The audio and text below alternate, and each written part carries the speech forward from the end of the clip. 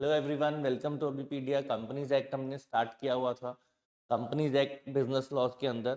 तो अब companies act में हम फर्दर जो आज करेंगे क्वेश्चंस वो मेमोरेंडम ऑफ एसोसिएशन MOA से रिलेटेड होंगे। ये बहुत ही इंपॉर्टेंट डॉक्यूमेंट होता है कंपनी के लिए।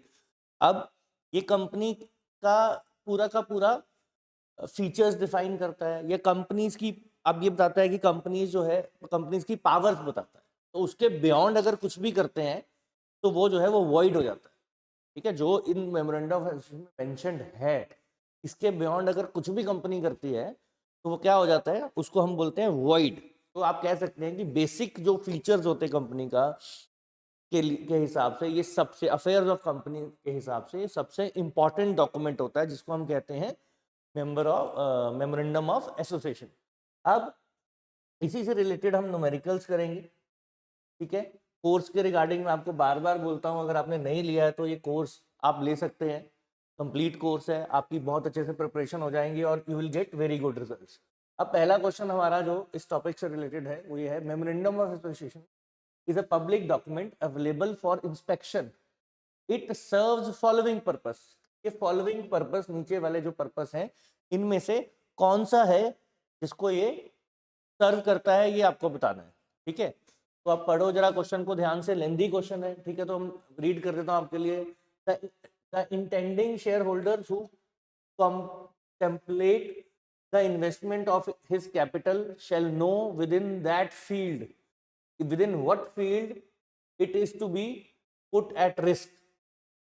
Anyone who deals with the company shall know without reasonable doubt whether the contractual relation into which he contemplates entering with the company is one relating to the matter within the corporate objects. ठीक है, अब पहली statement कहती है कि share holder जो है वो कंपनी में पैसे लगाता है, इन्वेस्टमेंट करता है, तो उसे मालूम होना चाहिए एक्चुअल में वो कितना रिस्क ले रहा है और किस फील्ड में ले रहा है। ठीक है, पैसे लगा रहा है तो किस फील्ड में ले रहा है, तो ये पहला पॉइंट कहता है कि ये हमें पता लगता है इससे, मेमोरेंडम ऑफ एसोसिएशन से। दूसरा कहता है कि जो भी बंदा, ये तो शेयर होल्डर की बात होगी, anyone who deals with the company, कोई भी, उसको मालूम होना चाहिए कि जो भी कोई है ना, जो भी वो कॉन्ट्रैक्चुअल रिलेशनशिप में जा रहा है किसी भी कंपनी के साथ, ठीक है, तो वो जो है entering with the company is one relating to the matter with in its corporate objective. मतलब जिस कॉन्ट्रैक्चुअल जो कॉन्ट्रैक्ट वो कंपनी के साथ कर रहा है, एनी पर्सन, ठीक है, तो वो जो कॉन्ट्रैक्ट है वो कंपनी के कॉर्पोरेट ऑब्जेक्टिव्स में आता है। क्या ये मेमोरेंडम ऑफ एसोसिएशन के लिए सही है? मींस पहले पॉइंट में कहता है कि शेयर होल्डर अगर इन्वेस्ट कर रहा है तो अपना पैसा रिस्क पे ले रहा है, तो उसको पता होना चाहिए किस फील्ड में जो है वो पैसा लगा रहा है अपना। दूसरा, अगर कोई भी कंपनी से डील करता है, कोई भी कॉन्ट्रैक्ट करता है, किसी भी तरह की डीलिंग करता है, तो उसको पता होना चाहिए कि वो जो मैटर है जिसमें वो डील कर रहा है वो कंपनी के उसके कॉर्पोरेट ऑब्जेक्टिव में आता भी है या नहीं आता है। तो ये सारी बातें जो है मेमोरेंडम ऑफ एसोसिएशन से पता लग जाती हैं, ऐसा दूसरा पॉइंट बोलता है। तो अगर आप ध्यान से इन दोनों पॉइंट्स को पढ़ोगे तो आई थिंक दोनों ही जो है वो सही है। ठीक है, थिंक नहीं, दोनों ही एब्सोल्युटली राइट हैं। यही मेमोरेंडम ऑफ एसोसिएशन का बेसिक पर्पस होता है। ठीक है, ताकि सबको क्लियर हो जाए, चाहे शेयर होल्डर्स हैं, चाहे कोई आपका इन्वेस्टर है, बैंक है, गवर्नमेंट है, कोई भी, ये पब्लिक डोमेन में होता है डॉक्यूमेंट। और कंपनी का पूरा करेक्टर, कंपनी के सारे फीचर्स, कंपनी की रेंज, पावर, सब कुछ इसमें डिफाइन हो जाते हैं। ठीक है, तो कंपनी ने बेसिकली जो मेमोरेंडम ऑफ एसोसिएशन है, ठीक है, इसी के हिसाब से, इसी के दायरे के अंदर काम करना होता है। अगर इसके बियॉन्ड कुछ करते हैं तो it is termed as void, मतलब उसका कोई रेलिवेंस नहीं होता है। तो according to section 4 of memorandum of association of every company must contain following clauses, कि मेमोरेंडम ऑफ एसोसिएशन के अंदर नीचे वाले ये क्लॉज होने चाहिए। पहला क्लॉज कहता है the name of the state in which registered office of the company is to be situated. ये होना चाहिए मेमोरेंडम ऑफ एसोसिएशन में। In the case of companies other than trading corporation with the objects not confined to one state, the states to those to whose territories the objectives extend, वो पता होना चाहिए। The liability of a member is limited if the company is limited by shares or by guarantee, ठीक है, ये भी उस clause में इंफॉर्मेशन होनी चाहिए इसके रिगार्डिंग भी। और मतलब ये 3 पॉइंट हो गया और कहता है सारे ठीक है, मतलब इनमें से कोई एक ठीक है या सारे ठीक है, ये क्वेश्चन में आपसे पूछा हुआ है इनमें से कौन सा क्लॉज होना चाहिए, पहला, दूसरा, तीसरा या तीनों के तीनों। तो ध्यान से पढ़े, देखो है क्या, मेमोरेंडम ऑफ एसोसिएशन है, मैंने बोला बेसिक फीचर बताता है, तो ऑब्वियसली इसके अंदर ये तो होगा ही ना कि किस स्टेट में कंपनी का रजिस्टर्ड ऑफिस है, ये जरूरी है। और अगर कंपनी का जो मैटर्स है ट्रेडिंग कंपनी के अलावा अगर कोई है और उसका ऑब्जेक्टिव है, उसका क्या है, objective not confined to one state, अगर वन स्टेट में उसका ऑब्जेक्टिव नहीं है तो आगे जितनी भी टेरिटरीज हैं वो भी मेंशन होनी चाहिए, ये पॉइंट भी ठीक है, दोनों पॉइंट ठीक है तो ऑल द अबव। और ये भी बताना चाहिए जो liability of the member is limited, है ना, ये भी इंफॉर्मेशन होती है, if company is limited by shares और बाय गारंटी, ये सारी इंफॉर्मेशन जो है, सारा जो क्लॉजेज हैं इससे रिलेटेड, ये जो है मेमोरेंडम ऑफ एसोसिएशन में होने चाहिए। तो all the above is your right answer. फिर आ जाए नेक्स्ट क्वेश्चन पे, the rule 8 of companies incorporation rule 2014 as proposed, name is considered to be undesirable if the identical with or too nearly resembling with, कहता है rule 8 है वो naming of the company से related है, ठीक है। तो उसमें कहता है कि अगर कोई जो कंपनी नाम रखना चाहती है वो अनडिजायरेबल हो जाता है अगर इनमें से कौन सा पॉइंट सही है, इसके बारे में ये आपको बताना है कि अगर वो नेम जो है किसी एग्जिस्टिंग कंपनी से मैच करता है, रिजेंबल करता है, नियरली रिजेंबल्स, मतलब एकदम मैच करे ना करे, उसके आसपास भी हो तो भी। फिर अ रजिस्टर्ड ट्रेडमार्क और अ trademark which is a subject of an application for registration of any other person under the trade act 1999, कि अगर तो नाम उसका किसी कंपनी के नाम से रिजेंबल करता है, पहला पॉइंट ये कहता है। दूसरा कहता है कि अगर किसी रजिस्टर्ड ट्रेडमार्क से मैच करता है या कोई ट्रेडमार्क की एप्लीकेशन उससे पहले लगी हुई है, ठीक है, तो any other person under the trademark act 1999। तो ये दोनों ही पॉइंट्स में से कौन सा सही है, दोनों भी सही हो सकते हैं या दोनों गलत भी हो सकते हैं, तो ये आपको ध्यान से जो है इसका आंसर करना है। बताओ जरा आंसर, फिर मैं आपको बताता हूँ, ठीक है। तो इसमें आपके ये दोनों ही पॉइंट जो है वो सही है। अगर आप ध्यान से वैसे ही इनको स्टडी करोगे, मतलब आपको पता हो या नहीं, तो भी आपको क्लियर हो जाएगा कि ऑब्वियसली अगर किसी ऑलरेडी एप्लीकेशन आ रखी है या कोई ऑलरेडी रजिस्टर्ड ट्रेडमार्क है उसके साथ आपका नाम जो है वो मैच नहीं कर सकता है, तो फिर वो क्या करेगा, वो अनडिजायरेबल हो जाता है वो नेम, तो चेंज करना पड़ेगा, ठीक है जी। अब आ जाए question number 4, which of the following is true, है ना, ये ध्यान से क्वेश्चन जरा रीड करो, विच of the following is true, पढ़ो जरा क्वेश्चन को, सारे पॉइंट्स को ध्यान से पढ़ना है आपने, regarding which of the following is true. तो every public company may write the word limited after its name, पहला पॉइंट आपको बताना है ट्रू है फॉल्स है। Every private limited company must write the word private limited after its name and a one person company must write one person company after its name, दूसरा point, the use of the word company is however compulsory, companies whose liabilities are not limited may use the word limited। ये आपको information इसमें दे रखी है और आपको इस information के अकॉर्डिंग क्वेश्चंस जो है आपको बताना है कौन सी सही है कौन सी गलत है। तो एक एक करके अगर हम स्टेटमेंट पढ़े इसमें, ठीक है, तो पहला आ जाता है public company may write the word limited after its name, तो मे नहीं होता है, मस्ट होता है, कंपल्सरी है, तो ये स्टेटमेंट तो फॉल्स हो गया, ठीक है, ध्यान रखना है। स्टेटमेंट होती है एवरी जो आपकी ये है, every public company must write the word limited after its name, ये मस्ट है, क्लियर है इसमें, ठीक है। तो नेक्स्ट पढ़ते हैं आपका ये वाला, the use of the word company is however compulsory, ठीक है। तो ये जो है कंपल्सरी नहीं होता है, not compulsory is the right statement, कि कंपनी वर्ड यूज करना वो जरूरी नहीं है, वो कंपल्सन नहीं है कोई आपकी, तो ये स्टेटमेंट भी फॉल्स हो गई। फिर आए companies whose liabilities are not limited may use the word limited. ठीक है, अब ये इसकी जो एग्जैक्ट स्टेटमेंट है वो क्या है कि जिस कंपनी की लाइबिलिटी जो है वो नॉट लिमिटेड है, ठीक है, यहां तो लिखा हुआ मे यूज द वर्ड लिमिटेड, नहीं, प्रोहिबिटेड है। एग्जैक्ट वर्ड इज प्रोहिबिटेड, नहीं यूज कर सकती है वो। इस कंपनी की लाइबिलिटीज जो है आर नॉट लिमिटेड, वो वर्ड जो है वो कौन सा वर्ड, वो वर्ड लिमिटेड को यूज करना उसके लिए प्रोहिबिटेड है, वो यूज नहीं कर सकती है। तो मे यूज नहीं है, अलाउड ही नहीं है उसको यूज करना, तो ये भी फॉल्स हो गई। अब बची ये वाली, दिस इज ट्रू।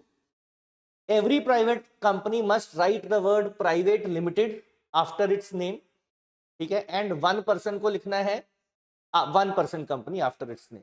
ठीक है, कंपनी वर्ड करना जो यूज करना वो जरूरी नहीं है, और ये मे नहीं है, ये मस्ट है। अगर पब्लिक कंपनी है तो उसको तो ये यूज करना ही करना है।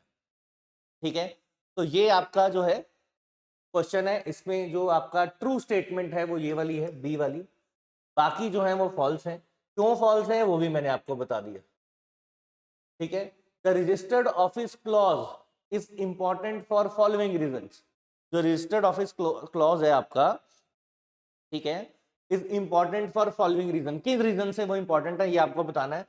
The jurisdiction of the court is not determined with the reference to the registered office of the company. It is the place where various registers related to company must be kept and to which all communications and notice must be sent. इन दोनों में से कोई एक ठीक है, दोनों ठीक है, या दोनों ही गलत है, ये आपको बताना है। तो क्या है देखो, रजिस्टर्ड ऑफिस क्लॉज से रिलेटेड आपसे पूछा है क्या इंपॉर्टेंट बातें हैं। तो पहली दूसरी दोनों ध्यान से पढ़ेंगे, ध्यान से पढ़ोगे तो आपको आइडिया लग जाएगा कि कौन सी सही है कौन सी गलत है। अब आ जाए इसका जुरिडिक्शन ऑफ कोर्ट। अब देखो जुरिडिक्शन ऑफ कोर्ट यहाँ पे लिखा है not determined with the reference to registered office of the company. भैया रजिस्टर्ड ऑफिस जहाँ पे है, कभी भी आपने कुछ देखा हो कंपनी की तरफ से लेटर आता है या कोई आप डील करते हैं कॉन्ट्रैक्ट करते हैं तो हमेशा लिखा होता है कि रजिस्टर्ड ऑफिस जहाँ पे होता है ना कंपनी का मेन, तो उसकी जुरिडिक्शन उसी कोर्ट की लगती है।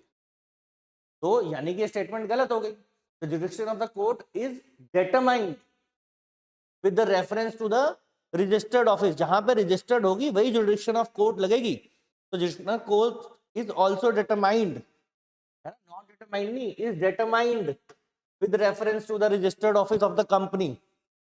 ठीक है, इट मींस कि हाई कोर्ट आपका company court, registrar of companies का कोर्ट होता है, and regional director is decided on the basis of registered office of the company. कौन सा हाई कोर्ट लगेगा, कौन सा कंपनी कोर्ट लगेगा, कौन से आप जो है रजिस्टर्ड ऑफिस रीजनल डायरेक्टर के पास आप जा सकते हैं, रजिस्ट्रार ऑफ कंपनीज कौन सा होगा, तो सारी चीजें जो है वो कंपनी के रजिस्टर्ड ऑफिस से ही डिटरमाइन होती है। ये मतलब है इसका, मतलब ये स्टेटमेंट जो है वो गलत है। सब कुछ जो है रजिस्टर्ड ऑफिस से ही डिटरमाइन होता है, तो ये तो अनइम्पॉर्टेंट हो गया। अब यहाँ पे it is the place where various register relating to the company must be kept and which all communications and notices must be sent. Yes, ये ट्रू है, ऐसे ही होना चाहिए। सारे रजिस्टर वगैरह वहीं मिलेंगे, सारे नोटिस वोटिस जो भी देना है, कोई भी कम्युनिकेशन करना है, किसी ने कोई भी कॉन्टैक्ट करना है, तो वो सारा उस ऑफिस से रिलेटेड वहीं पे होगा। तो ये इसका आंसर है सी, सॉरी सी नहीं, पहली वाली तो गलत है, डी। ठीक है, सेकंड वन इज ट्रू। तो ये आपका हो गया। ठीक है, यहाँ इज नॉट डिटरमाइंड नहीं, डिटरमाइंड। ठीक है, डिटरमाइंड होगा यहाँ पे, नॉट डिटरमाइंड नहीं होगा। ठीक है, इसको आप चेंज कर लेंगे। तो वैसे मैंने आपको बता ही दिया है। ठीक है, अब नेक्स्ट क्वेश्चन, ये इजी है, ये बहुत बेसिक क्वेश्चन है, ये आपको मालूम होना चाहिए। पढ़ो जरा इसको और आंसर करो, फिर मैं आपको बताता हूँ। Requirement of minimum paid up capital कितना होता है ये बताना आपको। Requirement of minimum paid up capital, ठीक है, 3 कंपनीज दी हुई हैं, उनसे रिलेटेड आपको रिक्वायरमेंट बतानी है। कि पेड अप कैपिटल की क्या होती है, बताओ जी। प्राइवेट कंपनी का 1 लाख बोला है, 1% कंपनी का 50,000 बोला है, पब्लिक कंपनी का 8 लाख बोला है, और नन ऑफ द अबव।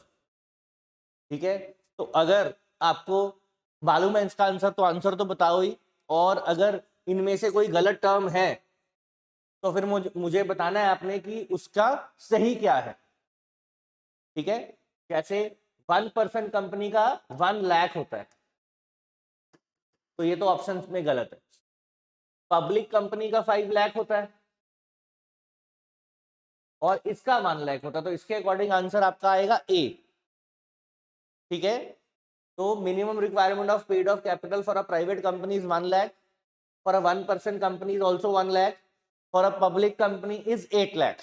ठीक है, तो मिनिमम रिक्वायरमेंट होती है पेड अप कैपिटल की, जो कि हमें वेरियस कंपनी से रिलेटेड। तो इसका आंसर आपका ये देखो, ये ठीक हो गया, 1 लाख, 1 लाख एंड 5 लाख। ये जो दे रखी है ये रॉन्ग है, 50 लाख नहीं, 50,000 नहीं होती है, 8 लाख में नहीं होती। और ये इजी था क्वेश्चन। अब how to change of name happen, how can change of name happen if you want to change the name of the company, वो कैसे हो सकता है ये आपसे पूछा है। बाय अ स्पेशल रेजोल्यूशन हो सकता है, बाय अ ऑर्डिनरी रेजोल्यूशन हो सकता है, या डायरेक्शन फॉर चेंजिंग नेम अगर प्रोवाइड कर दी जाए सिर्फ उसी से हो सकता है। तो ये इंफॉर्मेशन आपको ये आपको बताना है क्वेश्चन में, इनमें से कौन सा जो है वो सही है रिगार्डिंग द कि अगर नेम चेंज करना हो तो कैसे पॉसिबल है।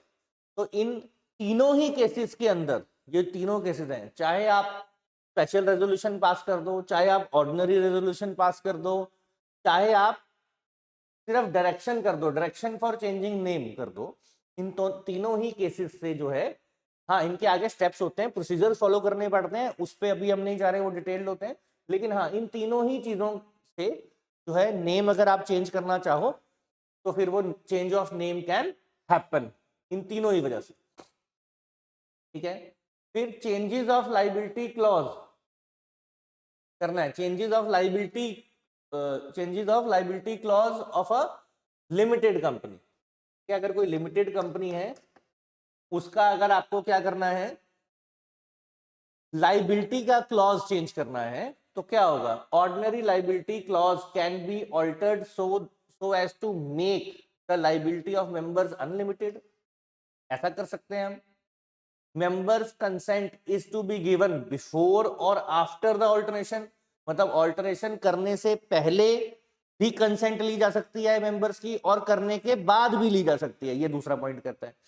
और any alteration in memorandum will be void if the effect of the alteration is the enhancement of liability of the members।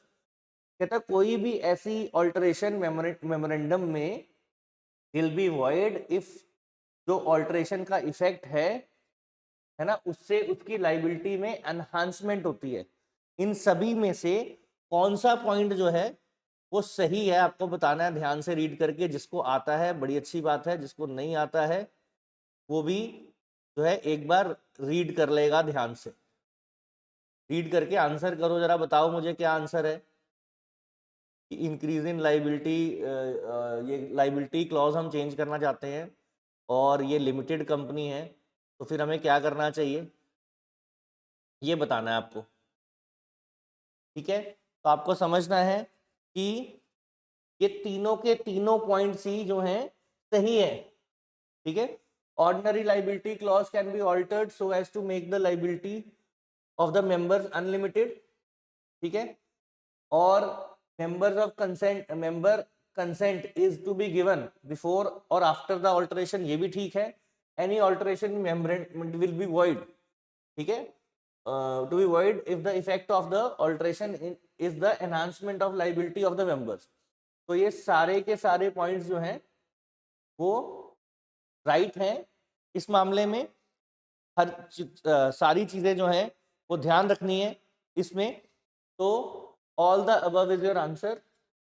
ये सारे के सारे पॉइंट्स जो हैं, अगर आप लाइबिलिटी क्लॉज जो है कंपनी का चेंज करना चाहते हैं। ठीक है, अब ध्यान रखना इसमें मेमोरेंडम नहीं, सिर्फ लाइबिलिटी क्लॉज चेंज होने की बात हो रही है, मेमोरेंडम की नहीं। ठीक है, तो क्या कर सकते हैं, ordinary liability clause can be altered, ordinary liability clause can be altered so as to make the liability of the members unlimited. ठीक है, ध्यान से पढ़ना, इसमें और इसमें कंफ्यूज नहीं हो जाना आप। ठीक है, which of the following are true regarding the alteration of liability clause of a company which is club और एनी अदर सिमिलर एसोसिएशन।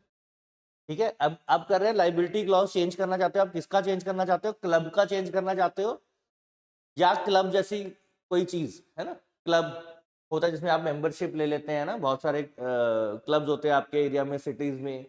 ठीक है, जिनमें you can be the member और मेंबर होने की वजह से आपको कुछ जो है बेनिफिट्स दिए जाते हैं, उनमें डिस्काउंट्स दिए जाते हैं स्पेशल, है ना, और उसके लिए आपको सब्सक्रिप्शन पे करनी पड़ती है। तो ऐसा a member is required to pay recurring और पीरियोडिकल सब्सक्रिप्शन और charges at a higher, it shall be binding on him even though he does not agree in writing to be bound to such alteration। दो point है, हम क्या करना चाहते हैं, इन दोनों में से कौन सा ट्रू है ये बताना है, दोनों ट्रू हैं या दोनों ही फॉल्स भी हो सकते हैं या कोई एक भी ट्रू हो सकता है। तो बताना क्या है, लाइबिलिटी क्लॉज जो है कंपनी का, वो अगर चेज इस क्लब है, क्लब और एसोसिएशन का अगर आप लाइबिलिटी क्लॉज चेंज करते हैं तो फिर उसमें a member is required to pay recurring और अ पीरियोडिकल सब्सक्रिप्शन और a charges at a higher, ऐसा उसे देना पड़ सकता है। पहला पॉइंट ये बोलता है ये ट्रू है या फॉल्स, अगर चेंज करते हैं तो उसे ज्यादा सब्सक्रिप्शन, चाहे वो पीरियोडिकल दे रहा हो, चाहे वो चार्जेस उसे हायर करना हो या रीअकरिंग हो, चाहे पीरियोडिकल हो, मतलब रीअकरिंग मींस मंथली देना हो या एक बार देना हो। ठीक है, अब ये it shall be binding on him, मतलब ये जो डिसाइड कर दिया ये उसके ऊपर बाइंडिंग होगा, चाहे उसने रिटर्न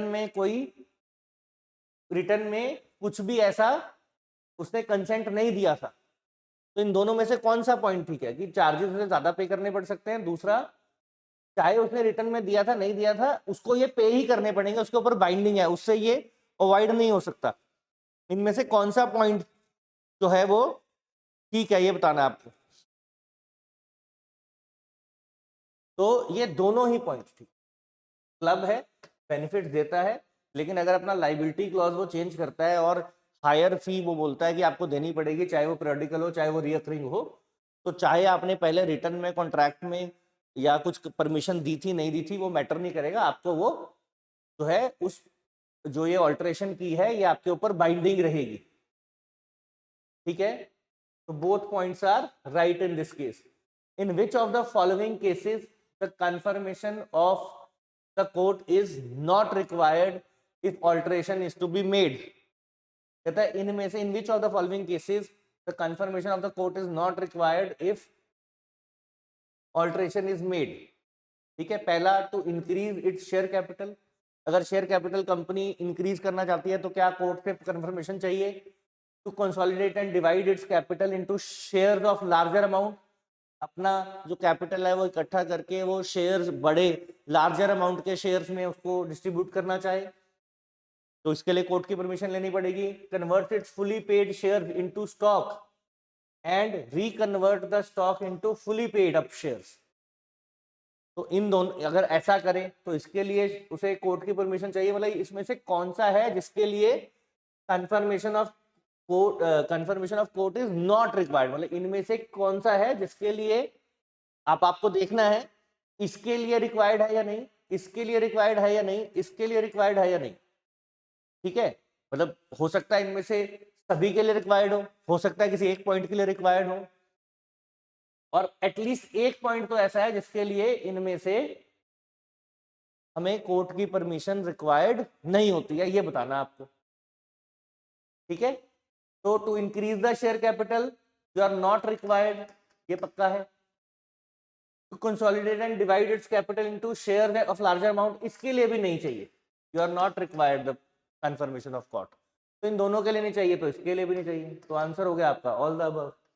ये जो सारे पॉइंट्स हैं इनके लिए आपको कंफर्मेशन ऑफ कंपनी को कोर्ट से कंफर्मेशन जो है वो नहीं चाहिए होती है, ये माइनर से इश्यूज है, वो कंपनी चाहे तो चेंज कर सकती है। क्लियर है, तो